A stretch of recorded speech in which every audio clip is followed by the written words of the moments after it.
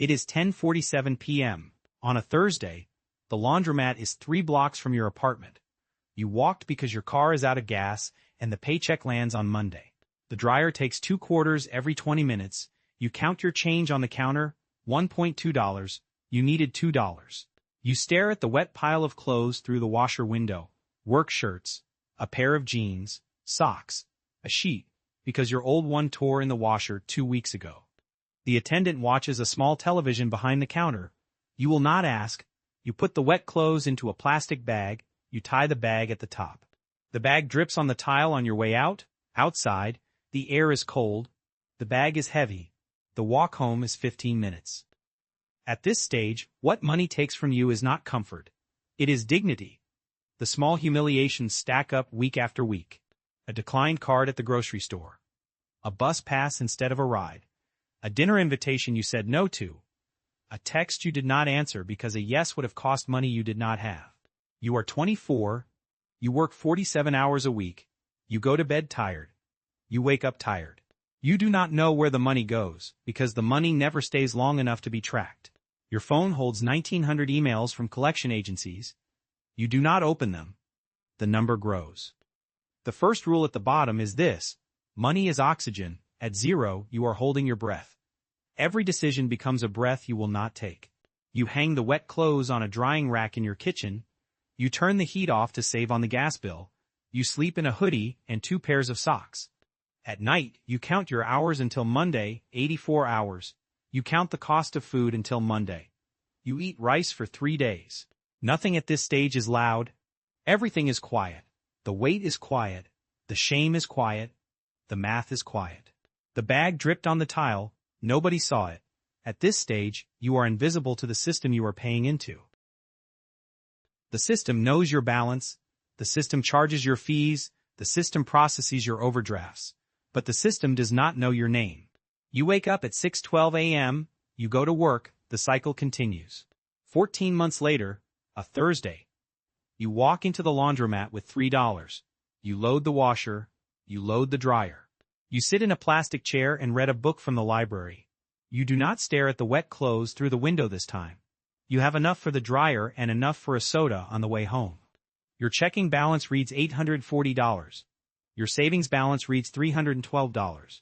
Your credit card sits at $2,600, down from $4,100 8 months ago. At this stage, what changes is urgency. The emergency bucket has air in it. A $400 car repair will not end you. A $200 speeding ticket will not break the month. A $90 doctor's visit will not trigger a bounce payment. You still check prices at the grocery store. You still cook from a short list of meals. You still say no to 3 dinners out of every 4. But the weight is lighter. The first rule of struggling is this: struggling is the stage where you begin to see the math. The numbers stop being abstract and start being visible.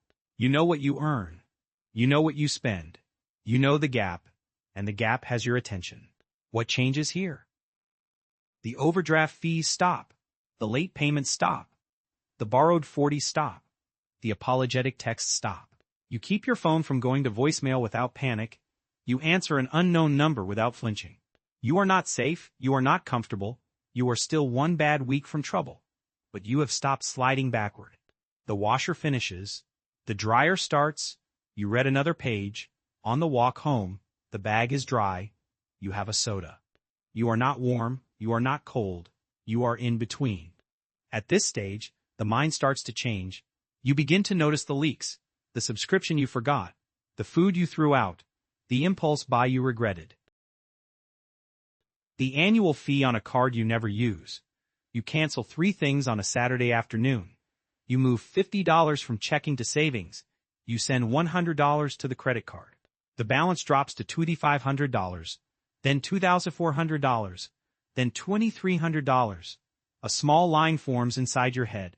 The line is not a number. The line is a direction. Nothing is dramatic. Everything is pointing the right way. 4 years in, a Sunday morning, you open the laundry app on your phone. A pickup service collects your laundry at 9 a.m. and returns it the next day, folded. The cost is $39 a month. You stopped going to the laundromat 11 months ago. At this stage, the laundromat is no longer a scene in your life. It is a memory. Your checking holds $5,400. Your savings hold $14,000.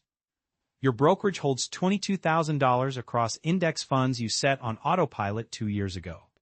Your credit card carries a zero balance for the 6th month running. Your retirement account holds $38,000. You work a job that pays a salary you do not love, but do not hate.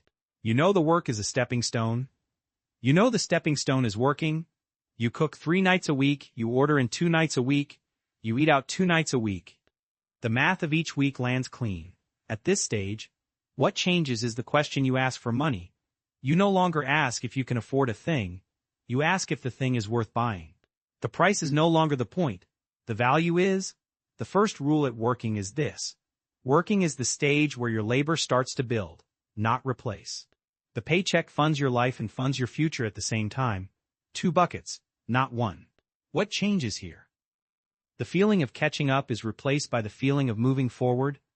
The mind stops replaying the past bills. The mind starts mapping the future bills.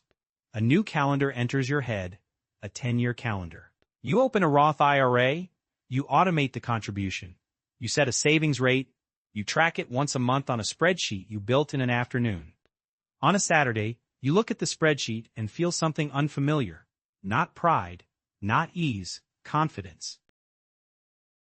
You are not wealthy. You are not comfortable. You are working. And the work is paying. At night, you do not count the hours until Monday. You think about what you are building. A small voice, the one that used to count quarters on a counter at 10:47 p.m., has gone quiet. The voice is not gone. The voice is waiting. 8 years in, a Tuesday evening, you walk into a dry cleaner's for a suit you picked up on your way home. The cost is $18. You pay without thinking. You tip $6 because the staff has been kind to you for 4 years. At this stage, you pay for time. You do not wash your own shirts anymore. You do not mow your own lawn. You do not do your own taxes. Your net worth crosses $200,000. Your checking holds $14,000. Your savings hold $46,000. Your brokerage holds $120,000. Your retirement holds $82,000. You own a small home on a block where the neighbors wave. The house has a dishwasher. The car has 4 new tires. The kitchen has real plates, real glasses, and real knives. Nothing in the home feels temporary. Every item was chosen. At this stage, what changes is the texture of the day. The daily friction is gone. The problems are planning problems, a vacation you want to take, a kitchen you want to renovate, a car you want to upgrade, a school you want a child to attend. The first rule at comfortable is this. Comfortable is the stage where money stops being a problem and becomes a tool. The question is not how to earn more. The question is how to use what you earn. What changes here? The worry is not about next month. The worry is about next year. The next year is about tax strategy. The next 5 years is about compounding. The next 20 years is about the life you are building. You hire a financial advisor. You read 3 books on wealth. You stop listening to loud finance creators and start reading quiet ones. The people you grew up with begin to fall into categories. Some are still at the laundromat. Some are at struggling. Some are at work. Some are beside you. The ones beside you talk differently. The ones behind you ask for advice. At night, the house is quiet. A dishwasher hums. A laundry machine runs. A dog sleeps on a rug. A second floor holds 3 rooms you own outright. You are not rich. You are comfortable. And comfort is a destination most people do not reach. 12 years in, a Thursday afternoon, a property manager calls about a rental house you bought 2 years ago. A tenant is moving out. A small list of repairs is needed. The manager will coordinate. You approve in a 2-line email. At this stage, money moves without you moving. Your net worth crosses $800,000. You own a primary home worth $520,000 with $280,000 in equity. You own a rental with $140,000 in equity. Your portfolio holds $320,000 across index funds, a small number of individual stocks, and a Roth IRA you have fed for 11 years. At this stage, what changes is ownership. You are no longer paid, you are owed. A percentage of the economy quietly funds your life without asking your permission. The first rule at Affluent is this. Affluent is the stage where assets outgrow your labor, the rent checks, the dividends, the interest, the cash flow from a business. The numbers add up to more than your job pays. What changes here? You start to protect your time. You say no to things that would have been easy yeses a year ago. You stop saying yes to extra projects at work. You stop saying yes to social events that drain you. You stop saying yes to the idea of earning more at any cost. You say yes to your calendar. You say yes to a book. You say yes to a slower morning. You say yes to the life you are building, not the life you are proving.